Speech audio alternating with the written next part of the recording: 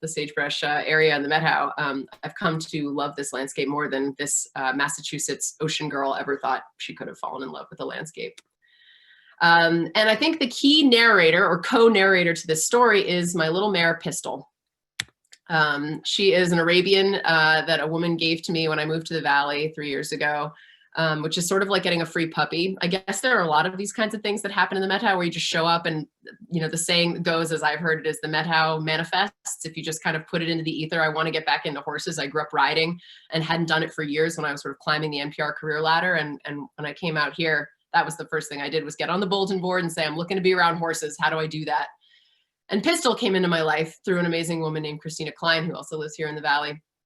And this horse opened up the doors that I needed as a journalist to explore corners of rural America that I don't think I would have had access to if I were not getting to know ranchers and the backcountry horsemen, and frankly, just the beautiful landscape. Seeing sagebrush country from horseback is one of the most amazing ways to experience a landscape that is not easy access. You have to spend hours riding through it quietly to really, I think, experience some of the magic of this place. So Pistol, I'm on a mission to make my horse famous more than to make myself famous, if I'm being quite honest about it. All right, so a little bit about you know, where I was before I came here. So I worked for as long as I can remember, my whole career, I wanted to work for NPR. I still freelance for NPR, so it's not like that's, you know, a closed chapter. It just looks different now. But I had devoted my career to the belief that by sharing information, good, you know, facts on the radio, we can change policy and we can inform, you know, listener, the voting public, et cetera. And so I worked hard to just get stories on the radio about science and the environment, our natural resources. And I'll never forget it. I graduated from college and I got a job at Living on Earth, hosted by Steve Curwood, released on Public Radio International. Many of you probably know it. And Steve and I were working late one night, and we were putting together a story about, you know, I think it was ocean acidification, or one of those early kind of just really hard stories to talk about because there's not really a quick fix beyond solving our carbon emissions. And Steve said to me, you know, the thing about covering the environment is, unlike when you cover the war, or if you're a war correspondent, you get to come home. There's an end. And it's not to downplay the PTSD that war correspondents deal with, but when you cover the environment, it looks a little bit different in that you see environmental degradation everywhere you turn. And those stories don't go away. And they are stories that ooze instead of break, as Steve Curwood told me, and start to wear on you after a while. There's a feeling, as many of you know, when you're thinking about environmental issues, it's easy to become hopeless. And the way I coped with that as a reporter who is deeply, you know, invested in learning about these things and reporting on them was to kind of seek shelter in a numbness that comes from deadlines and facts and the hustle, the grind. And so this is I wanted to play you a segment from the podcast that just gets into kind of that coping mechanism that evolved over more than a decade of covering the environment for NPR and member stations. But the truth was, after I filed a story, if I heard myself on the radio while driving home, glaciers in the North Cascades have shrunk by 50% since 1900. I'd turn it off. Oh, boy. Well, I'll tell you, Ashley, it's a lot worse than it was last time. Ashley Ahearn has the story of this little frog and its shrinking habitat. I didn't want to hear the news I was reporting. It was just so depressing and hopeless. Snow glaciers means warmer rivers, and that's bad news for salmon. And NPR was requiring that stories be shorter and shorter, so that meant I'd only have about 3.5 minutes to explain some super complex problem. No one has ever seen a die-off as big as the one taking place on the West Coast now. Maybe get a few different perspectives on it. One's arm is hanging on by a single gnarled string of flesh. Tell people basically how screwed we are. The young orca appeared to have been dead for up to a week before she washed ashore. And then sign off. For NPR News, I'm Ashley Ahearn in Seattle. It was a fight every day not to become numb. And then in 2016, everything changed. So in 2016, we had President Trump be elected. And the very next day after the election, I caught a flight at, I think, 5 a.m. to North Dakota to cover the Standing Rock protests for the Dakota Access Pipeline.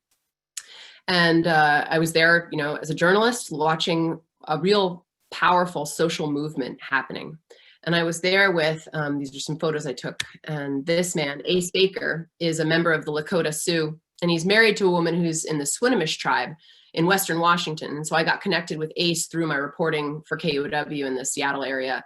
And I reached out to the tribe and said, do you have any connections to, Lakota country that might guide me? And Ace actually took me to Standing Rock, and I camped with his family and rode that horse. That's Hidalgo, his dad's horse. And we rode that out along the Cannonball River to see where the Dakota Access Pipeline was going to go under the water supply for the tribe. And just seeing that firsthand shook me in a way that has stuck with me ever since. And I think the hardest part of that was the realization that, as soon as Trump took office, that pipeline was approved, and that no amount of facts or reporting or voices that I could bring to the radio was going to change the fact that this was a political football, the pipeline. And it was, part of Trump's identity politics when he took office. That was one of the first things that he did, was say, we're going to get that pipeline built.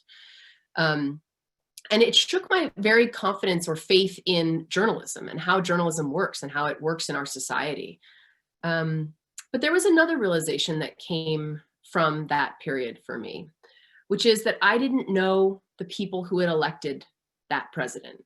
And I felt, living in the liberal echo chamber that is Seattle and many cities, frankly, coastal cities in this country today, I'm sure that's not news to anyone here, that I was not getting the full story.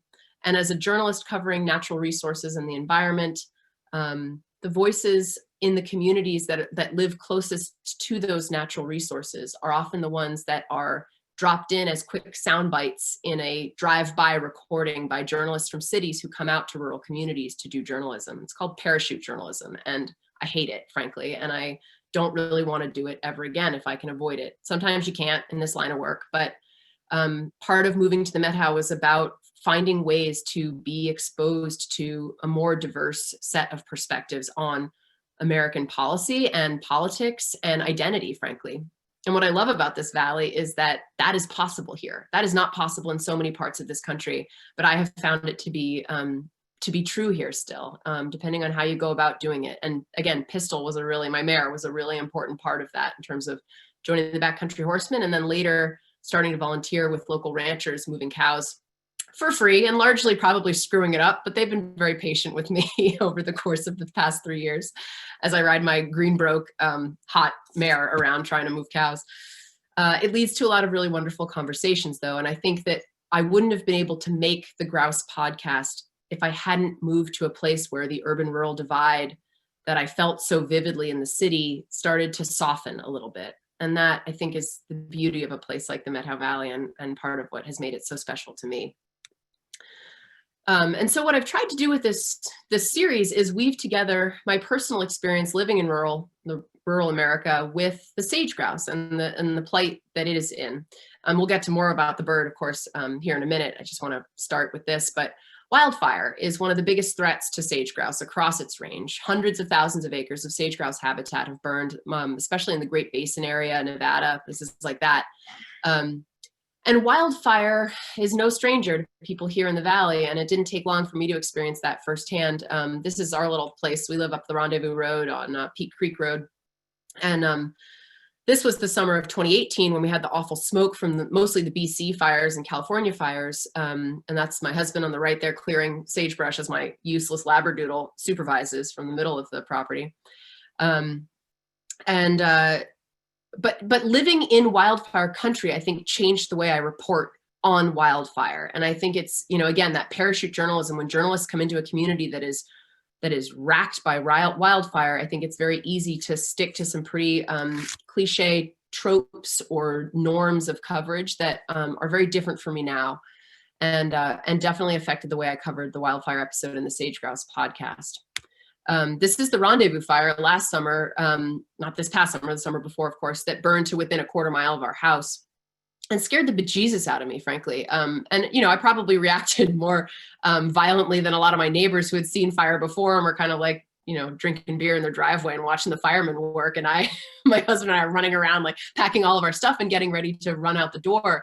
But it really was a harrowing experience in thinking about what it is that you take with you. So I'm just going to play a cut of tape from, actually, that parts of it were recorded that that day. In late July of last year, a wildfire started on private property just up the dirt road from my house, and it tore through the sagebrush towards us. I drove my pickup truck up the road to see how bad things were. And there was this moment where I remember sitting in the driver's seat, looking out the window and just watching the flames roll across the sagebrush hillside toward my house. And having to decide, am I a reporter right now? Do I go and try to gather information, talk to firefighters? Or do I evacuate? Do I try to take care of myself and my husband? So I turned the pickup truck around and I rushed home. You never think you're going to be asking yourself these questions as you watch smoke billow. It's really beautiful in this horrifying kind of way. And I just feel really detached from all of it right now and trying to think about what it is that I need in my life to take with me. So far, it's my grandmother's portrait, photos of my grandfather from World War II, passports, my grandmother's pearls. Weirdly, I'm thinking about bringing my coffee maker with me because what else do you need to keep going in this world right now? It's purifying in a sort of horrifying way, having your whole life forcefully Marie Kondoed. But I wouldn't wish those decisions or that stress on anyone.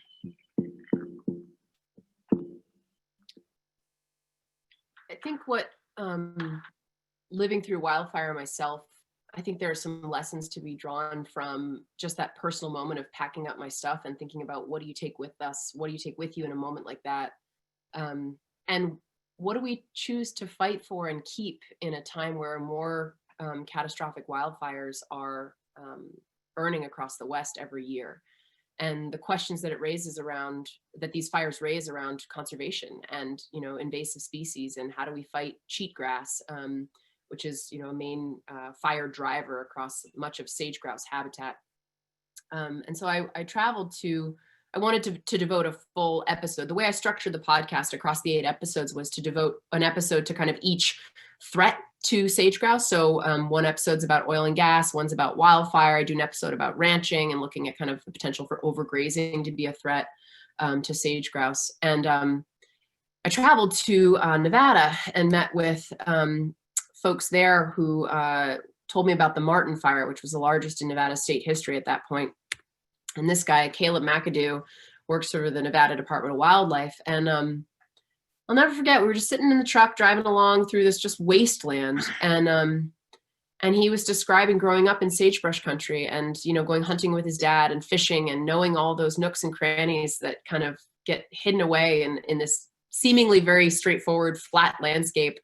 And how when the sagebrush is gone, the whole face of it changes, the whole character of the landscape changes. And cheatgrass starts to take hold. It's an invasive species that was brought here by, Eurasian Western settlement, livestock brought across the country with settlers. And it burns more frequently than sagebrush, and it comes back more quickly after fire. And so what it does is it creates this vicious cycle where you get more cheatgrass, which leads to more fire, which leads to less sagebrush because it doesn't come back, and then more cheatgrass gets established, and it just starts building on itself. And we're talking hundreds of thousands, millions of acres across sage-grouse habitat. And I was driving in the truck with Caleb, and I said, he was talking about the replanting efforts that they've been doing to try to get some native plants established after some of the big fires. And I said, it sounds a little bit like, in my mind, I picture you like a general who's fighting a war, and he might win a battle here and there, but you're losing the war. And Caleb said, he actually teared up behind his sunglasses, and he said, it's funny that you say that because I was just talking to my wife about what I do for a living, and that's exactly how I described it. It's hard to kind of hold on to hope that we're going to win this fight and hold on to sage-grouse habitat. So.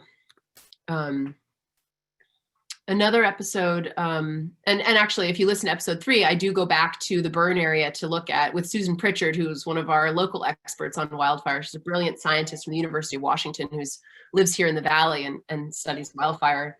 And she took me out to the burn area up the Rendezvous, and she said one of the lucky things this past spring, so after the fire, is that the surrounding sagebrush habitat is so healthy that there is a good native seed bank here to reestablish. Whereas if you have a lot of overgrazing or severe drought for long periods of time, it becomes a more hostile place for sagebrush to get reestablished after a fire. And so we did see some cheatgrass up the Rendezvous.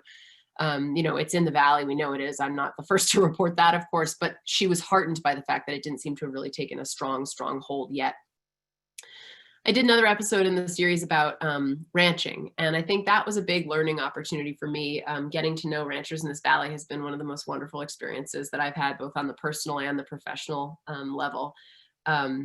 I think you'll see this. There's a picture of Craig Bozel in the bottom right here on his new horse, Dutch. He's ridden Junior for years and years. That horse is getting old, so Dutch is the new one. And I've ridden for miles with Craig all over his grazing allotments, and he's known to the Conservancy, of course, because he's put some of his land into conservation easements through the Methow Conservancy, and is just a long time 4th, 5th generation rancher here in the valley, and has some wonderful stories to tell, as many of you know. And just riding with Craig and seeing firsthand, asking him just, when you spend hours in the saddle with someone, you shoot the shit, right? You figure out, like, how do they do business? What makes them tick? What makes them laugh? How do they, why calve in the fall versus calving in February, like a lot of other ranchers do, or the early spring? And, what's the beef market like these days? And the kinds of questions that, as a journalist, when you're on deadline, you don't necessarily have as much time to do that kind of deep visiting, but also develop that rapport and trust, frankly, with a community that I think is undercovered, underrepresented in the national media, and isn't the most forthcoming. People like Craig aren't sending out press releases about whatever it is that they're doing on their land, but I can tell you that he knows exactly how healthy it is, and cares deeply about it and its future. So I wouldn't have had that access without this little brat of a mare on the left here, moving cows. And then that's the photo there is Frost Road, an allotment, Pruitt's allotment, with Deed Fink, another rancher in the valley, moving his cows. And I wouldn't have been able to do the episode about ranching if I hadn't had that foundation here in the valley, that sort of crash course of a little bit of how ranching works in sagebrush country. And so Merrill Beeler this is Merrill on his horse Bronco, and he lives in Leadore, Idaho. And I got in touch with him because he has sage grouse in some of his grazing allotments. We don't actually, I should have mentioned at the beginning, we don't have sage grouse in the Methow anymore. There are only about 800 to 900 of them left in the state of Washington. And so living here in a way was a little bit of an opportunity to look at Washington state as sort of the ghost of Christmas future when it comes to the sage grouse's story. But in Idaho and Montana and Wyoming, there's still some healthy pockets of sage grouse. And some of them are on the area that Merrill Beeler grazes, his Black Angus cows. And I visited with him and was able to record him on horseback. You can see in the bottom right-hand corner, he's got his little wireless microphone set on his hip. So I was riding along next to him on this other horse, Jack, and which was short for Jackhammer, I was told, which was true to his gait and comfort level, and was able to record Merrill as he was riding the landscape. And I can tell you, this man, down to how many bites he was pointing out, you can see his gloved hand kind of pointing at the sagebrush. He was literally pointing out how many bites had been taken out of the bunch grass around the base of those sagebrush plants, as a way that he looks closely at his land when he goes out and rides to see when it's time to move the cows and when, it's too much, and you run the risk of overgrazing your allotments. So of course there's a regulatory component to this. It's not just Merrill making these decisions, but it was really eye-opening to be able to spend that time in deep conversation with him and hear firsthand his commitment to the health of his land, because it is key to the future of his business. Okay, and here is a cut of tape where I gave him a little bit of a hard time, and he took it beautifully. Ranchers in this valley have chosen a different route from the Bundys, in part thanks to Merrill's example. He believes in a more collaborative approach to regulation that involves visiting with regulators in person, breaking bread together, talking about what they're seeing on the land and how it can be improved. If you value something, you're going to invest in it. Doesn't matter what it is. Do you value sage grouse? Yeah, I think I do. Do you value them as much as cows? Well, now you're talking to a rancher. No, if you were actually, if you had to pick, you'd pick the sage grouse. Really? Really? Yeah. Come on, you're blowing smoke. No, I mean, if it came right down to it, simply because, you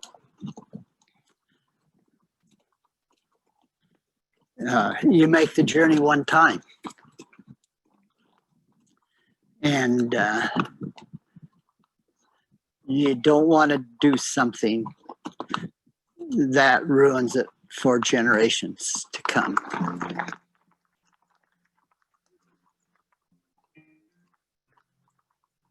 I have to say ranchers are maybe some of my favorite folks to interview because they have an economy of words that many of us who make our living with words do not possess. And, sometimes it takes hours for those conversations to happen, but when they do, they're worth their weight in gold. So, and again, wouldn't have had the opportunity or the ability to do that interview in the way that it needed to be done if I didn't have the language and the foundation that I got from people like Craig Bozell and Deed Fink and Steve Thompson at Moccasin Lake Ranch. So I built the whole podcast towards this kind of pinnacle climax moment where we finally see the birds.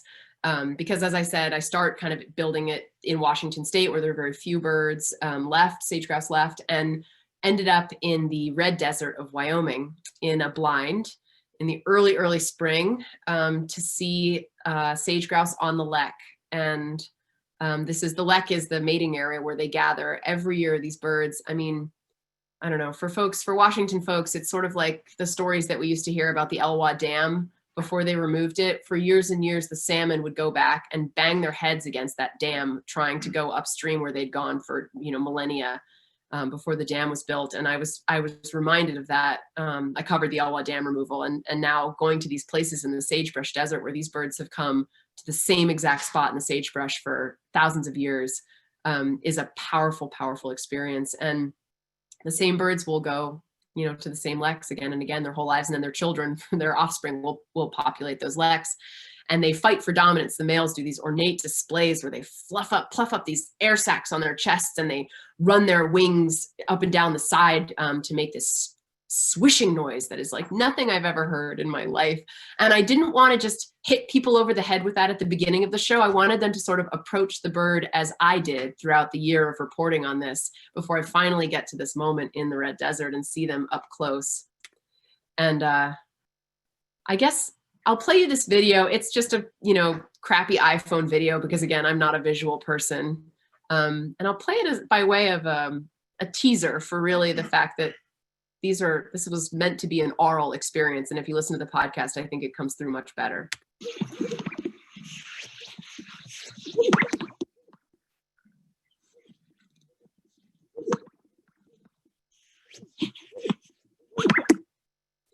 You see how he's kind of like swishing the sides of the chest or the air sacs, and those are actually tiny pin feathers on the sides of those white sacs that make that sound, which I think sounds kind of like the warm-up pants we used to wear in like the 80s and 90s that would make that swishing sound when you were running. And I wasn't prepared for just how beautiful that sound was. It is like nothing I've ever listened to in my life. And I think about, there are those moments in our lives where as they're happening, you say to yourself, I'm going to remember this forever. Like this right here, what I'm living in, this very moment is going to stick, right? And a lot of it doesn't, but this one's going to stick. And every once in a while in my line of work, you're lucky enough to have your tape rolling and your microphone out when those moments happen. And this was one of those moments. And it was really what I built the whole series around, was this kind of pinnacle of a recording experience. And the other thing that experience did for me was it broke through that numbness that I think I'd had for so many years covering the environment that I talked about at the beginning of the presentation. It just kind of cracked me wide open. And that vulnerability, that rawness was then tested. I want to introduce you to Michael Schroeder in this photograph. He works for the Washington State Department of Fish and Wildlife, and he has been studying sage-grouse in this state for about 30 years and documenting their steady decline, frankly. It's not a good news story here. The numbers have just been, sometimes, it'll hold or plateau, but generally it's been going down. So there are between 800 and 900 of the birds left in the state, and Michael Schroeder knows exactly where they all sleep, as far as I'm concerned. And he's the guide. I interviewed this man 3 times. We went out 3 times together, which the average NPR story, you visit with someone once and you get a couple sound bites and you put it on the air. And being able to build that connection with him and really start to kind of get more personal over the time together set me up for one of the hardest recording experiences I've had of recent history, which was after this past summer, as many of you know, will remember, we thought we were in the clear, right? The wildfire season wasn't that bad. And then freaking Labor Day weekend, everything went up. And the Pearl Hill fire And the Cold Springs fire sort of convened right around where Michael lives in Bridgeport. And this sage grouse habitat, which is not far from his house, his community, burned. And so here's a little cut of tape. Well, this is a photo of Michael. He took me back out to a place that we visited before. So just to toggle back and forth, it's not exactly the same backdrop, but this is the same area where the lek, one of the biggest leks in Washington state, was. And that's what it is now. And there's a term called solastalgia that many of you maybe have heard, but it's that feeling of loss when a landscape or a natural place that is changed forever. And there is a mourning and a grief that comes with that I don't think we as a society, a Western society anyway, are equipped to deal with. And so I devoted episode 5 to Native American stories from the Warm Springs Reservation about grief and how the sage grouse, actually in Native American mythology, serve as a guide for a mourning woman who goes into the desert to seek, wisdom from the sage grouse. And I gotta say, I needed that wisdom big time after going out with Michael Schroeder after the fires and seeing that firsthand. So here's a little bit of tape from Michael Schroeder. I think I would feel a little bit more optimistic about the birds from this particular area if they weren't surrounded by nothing. But this was the largest lek in the county, and it's right in the middle of oblivion, or Mordor, as somebody referred to it from the Lord of the Rings. God. Michael estimates this fire may have wiped out half of the remaining sage grouse in Washington state. Fire is a part of this landscape, he told me. But the reality is, this country is not used to fires of this scale. And these birds, who are restricted to fairly isolated populations, are not able to deal with fires of this scale because the scale is so large. They don't have any other options. They don't have any other places to go. There's no recruits to this population from adjacent populations because there aren't any adjacent populations.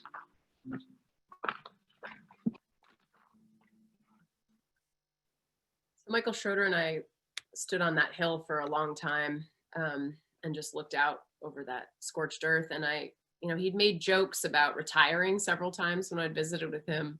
But, and I asked him in that moment, after we kind of cried together, frankly, and just sat with this, I asked him if he was going to retire now. And he said, no, I can't retire on a down note.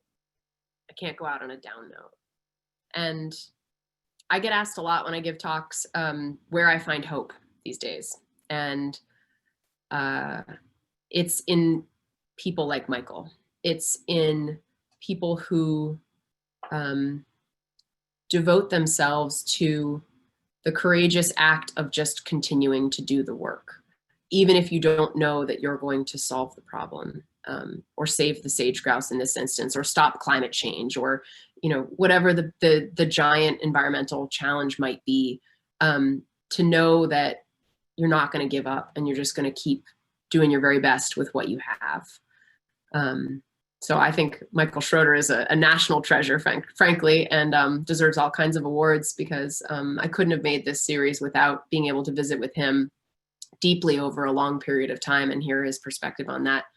And I think as I look ahead to my reporting, I don't kid myself anymore that I'm going to break some big story, Woodward and Bernstein style, and change the course of, American history.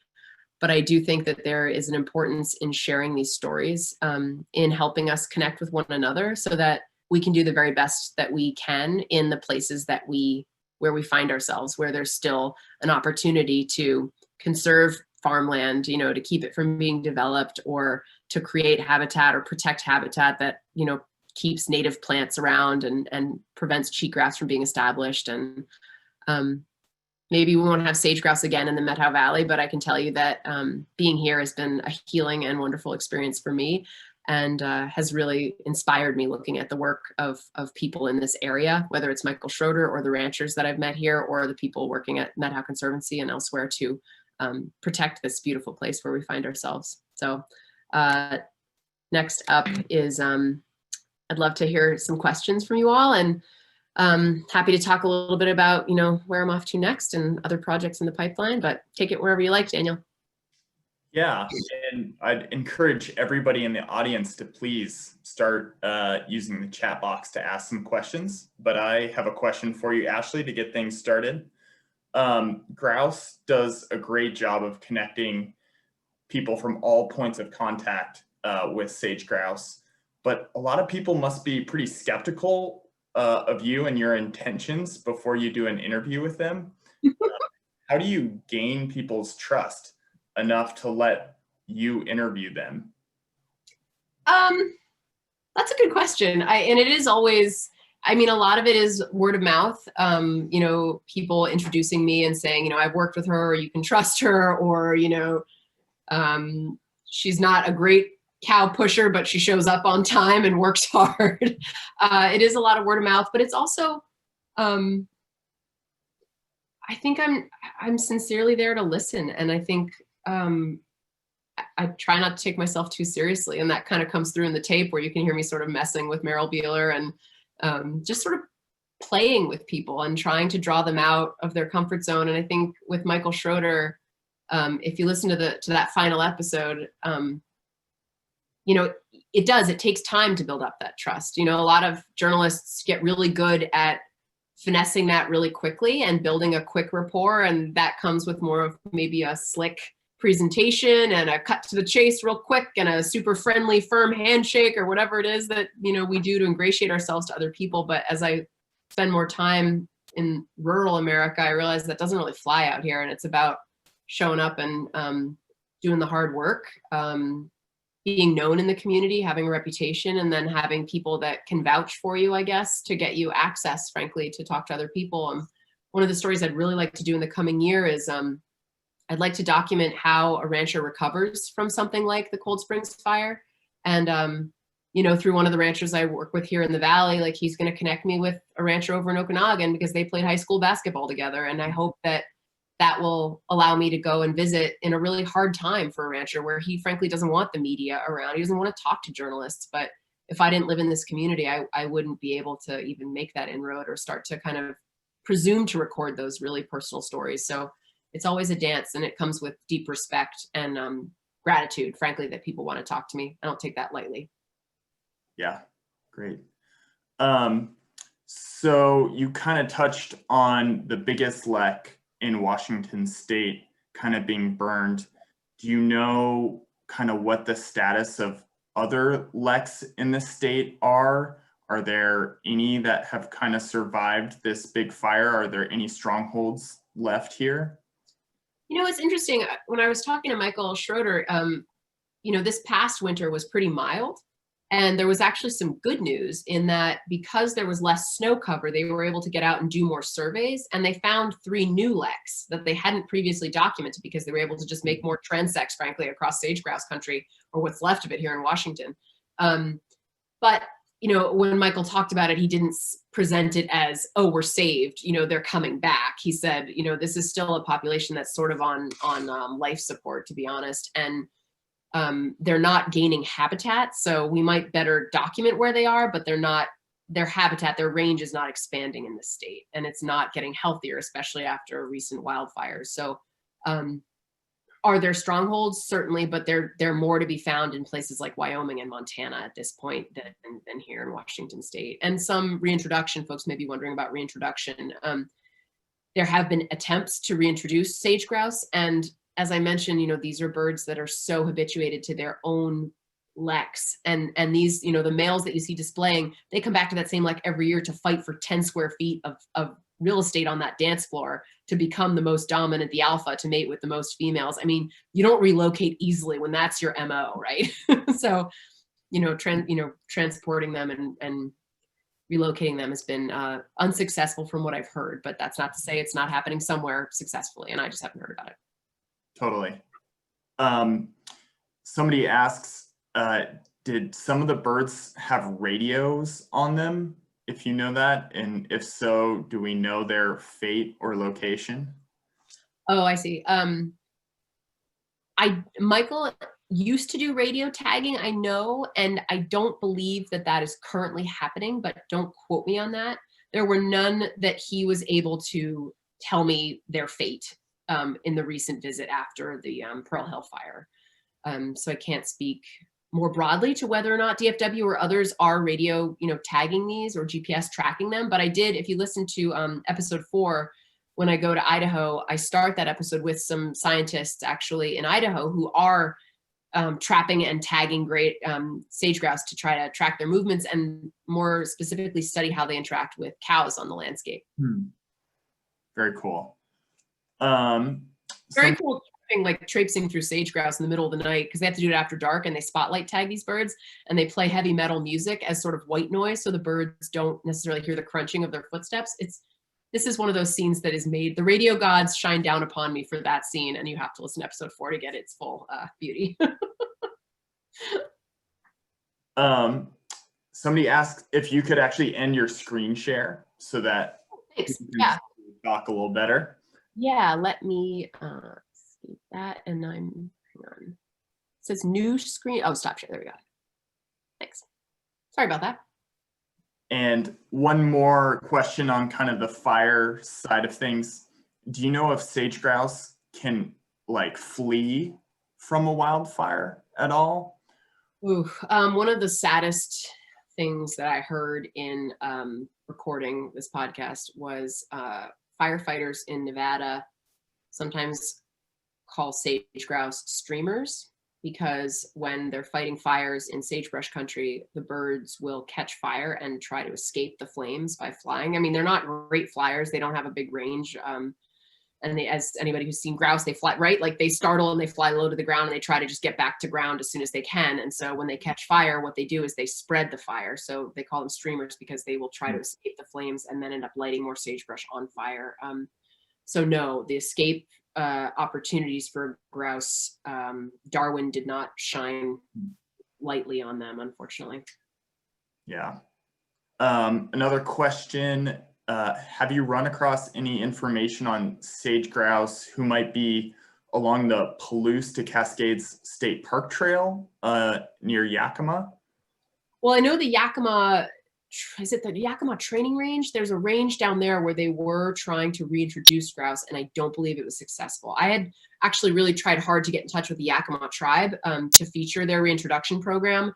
And what I heard through other sources was the reason they didn't respond to my requests was because it was not a successful reintroduction program.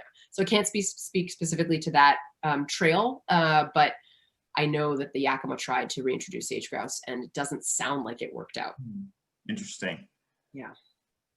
Switching gears here a little bit, you have a suggestion for a future project. So have you been watching the developments of the Enloe Dam removal? Seems like you could really bring this subject to life with your deep reporting. I have been watching the Enloe Dam. I looked into doing that story and a while, actually like more than a year ago. And it's a tough sell to the national audience. I think it's a really easy sell to Washington State. And I think that, folks here care about the salmon runs and the potential there. And Linda Mapes did a great job in her recent article about that in the Seattle Times. Pitching it to a national audience, I think, is a little bit tougher. The thing about sage grouse is I used that bird as a symbol for these larger divides, urban, rural, and Endangered Species Act stuff. And one dam in rural Washington that doesn't provide that much power, and it's just trickier. It's not that it's not a great story. I agree with you, Phil. It's a great story, and it is really important and exciting, especially for the potential salmon habitat that it opens up. But again, these deep dive stories take a really long time, and the key is finding the ears of the national audience, I think, as a freelancer working remotely. So did you have the concept for grouse before you moved to the Methow, or did that come after the fact? This is kind of funny. So I, working in Seattle, I had actually, I was working for a regional environmental news, collaborative called EarthFix that maybe folks have heard of, that was on NPR stations in Oregon and Washington. And so the sage grouse story was definitely on our list. And every time those press releases would come out, I would thank my lucky stars that I was not based on the, eastern side of the Cascades or in Oregon, Eastern Oregon, because it is such a hard story to unpack and frankly make people care about an obscure bird, sort of like this dam, to make people care about an obscure bird that many of us will never see, and is not in great shape, and doesn't provide a major economic driver. You can't make the case that like the economy crumbles if we lose sage grouse. Which again, I'm not saying that's how we should justify our conservation decisions, but unfortunately, that's how you sell a story to a lot of editors. It was a story I'd avoided. And I think when I came to see the grouse as a vehicle for talking about us and talking about our divisions and our identity politics in this country, that was where I really started to get excited about the grouse story, because ultimately this is a podcast that's about larger conservation questions and how we navigate the 6th mass extinction as a species that is supposed to be stewards of our landscape, in my personal belief. Mm-hmm. So in the spring, will you be going to a special lek in your heart to see mating happen? I wish I could go back to the Mary Jane Hill lek. I was in a funk for days when I came back from that reporting trip with Michael. And it took me a really long time to even write that final scene of the final episode, which I hope folks will listen to, because I can't do it justice to kind of re-explain it here. But yeah, I wish I could go back to that lek. And none of us can. And I don't know if we ever will be able to again. Yeah.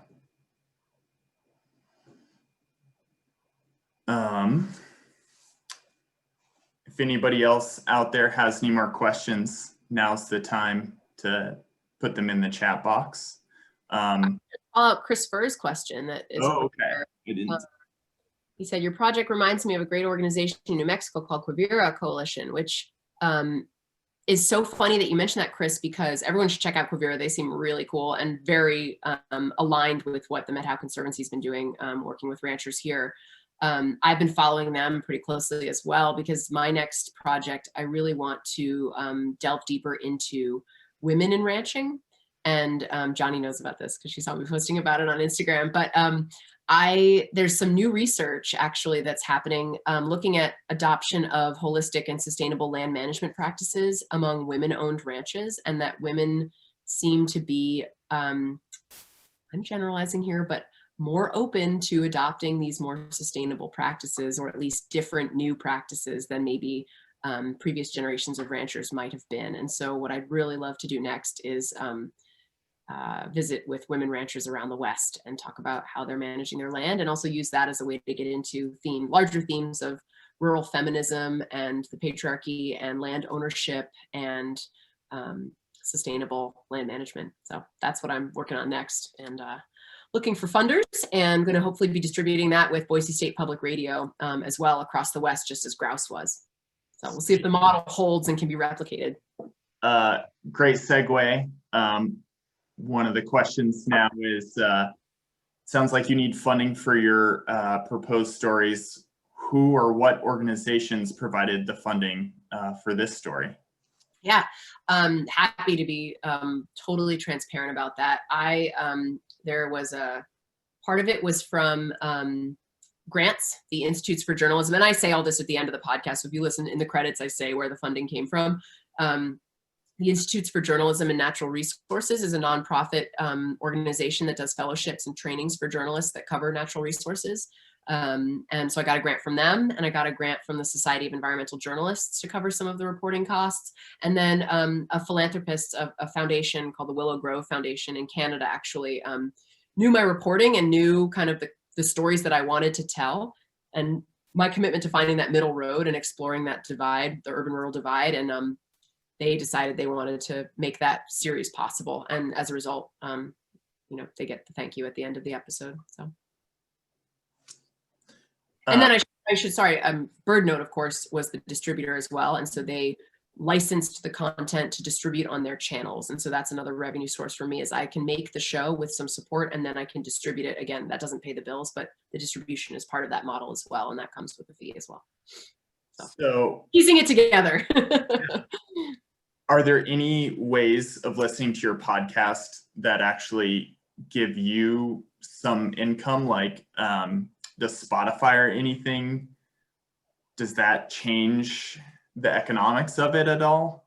That's a great question. I mean, I don't get paid by the download, and I kind of want to keep it that way because I have a lot of colleagues and friends who work in the podcasting business, and it really is about kind of self-promotion all the time. Mhm. And I really wanted to stick with the NPR model, which is more community-supported journalism and doing journalism that may not be the sexiest or the most clickbaity. Like, I don't lie to myself. Like, a podcast about grouse is not going to beat out Radiolab for like the top of your Spotify rankings.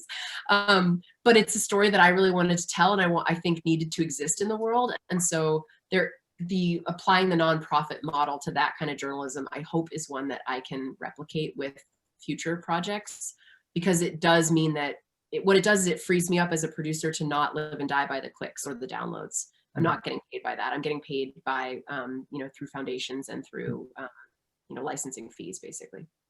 Good to know. Yeah. This is a question from a viewer. Is there any opportunity for your work to intersect with more like print publications like the Methow Valley News or High Country News? Mm-hmm.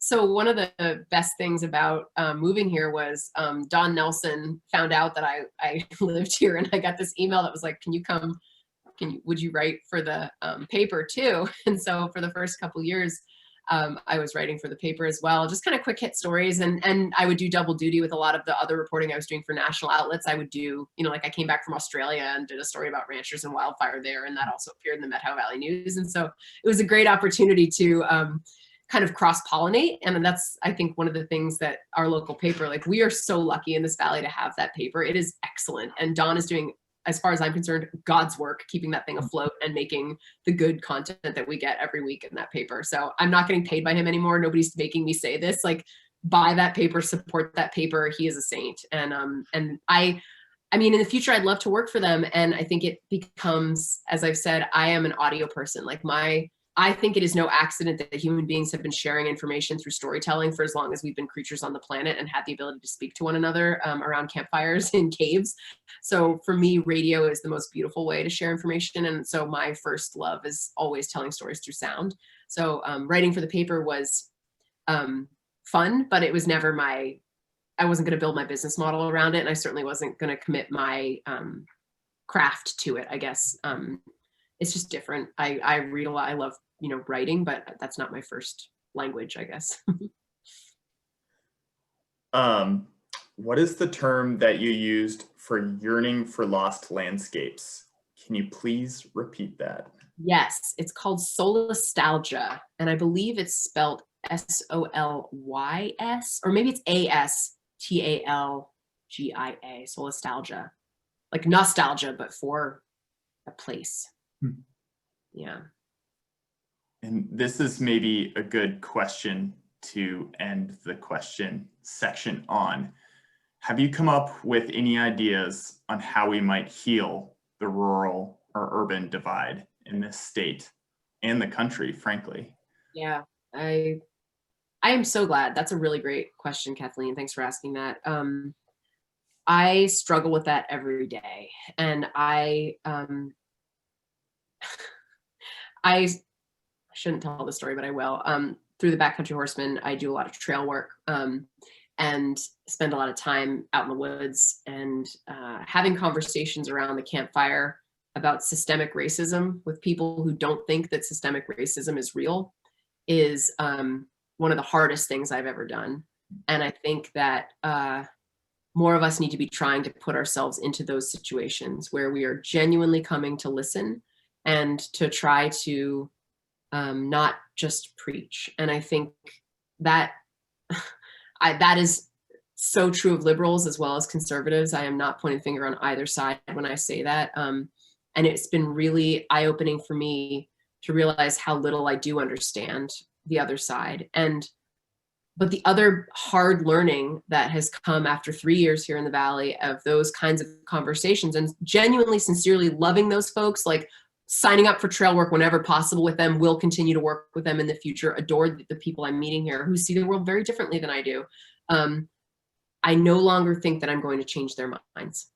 I hate to say it. I do not think that this is, I used to think, well, we're going to find common ground. And I think we will around certain, pieces of property or landscapes where we can agree certain things shouldn't happen and certain things can and should. And I don't mean to sound like there's no common ground to be had, but I think when it comes to these, racial or, I don't know, guns, these kinds of other contentious issues, the pro-life abortion issue, I don't think I'm going to change anyone's mind anymore, to be honest, guys. I really operate from the basis of you got to outvote them if you really feel strongly about your beliefs. And it doesn't mean you aren't humble and you don't listen deeply and you aren't kind. And when the next wildfire comes, do I go and help? Yeah. Do I do trail work with them? Yeah. Thank God we live in a place where we can't afford to alienate our neighbors, right? Like we have to figure this out in a way that when you're in the city, you don't have to like make those friendships or maintain those friendships. It's optional, So I think that keeping that in mind and trying to just operate from a place of respect and wanting to listen is something that, yes, that's my occupation as a journalist, is listening, but so often those skill sets serve me when I'm moving cows and I never expect it.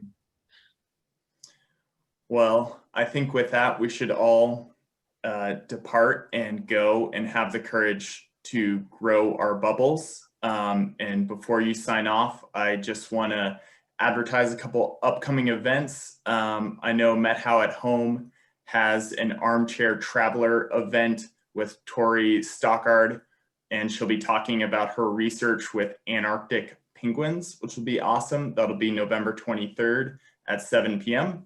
And then we also have an event on December 8th. It's our second Forethoughts event, where you will hear from 4 Methow Valley community leaders on their reflections on the theme, what the Methow Valley means to them.